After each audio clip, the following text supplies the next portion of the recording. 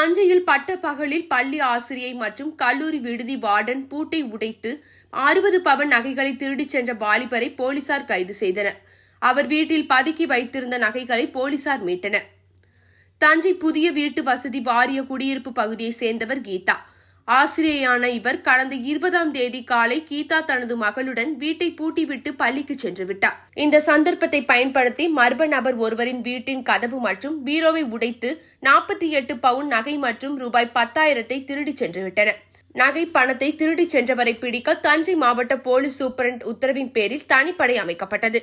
இந்த தனிப்படை போலீசார் புதிய வீட்டு வசதி வாரிய குடியிருப்பு பகுதியில் உள்ள கண்காணிப்பு கேமராவில் பதிவான காட்சிகளை ஆய்வு செய்தனர். மேலும் கடந்த ஆயுத பூஜை அன்று தஞ்சை சரபோஜி கல்லூரியில் வார்டனாக பணியாற்றும் ஆறுமுகம் என்பவரின் வீட்டிலிருந்து 12 பவுன் நகை மற்றும் வெள்ளி பொருட்களை திருடியதும் வெங்கடேசன் என்பது தெரியவந்தது.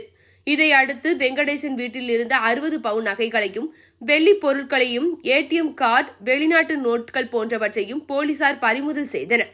பின்னர் வெங்கடேசன் கைது செய்து கோர்ட்டில் ஆஜர்படுத்தி சிறையில் அடைத்தனர்.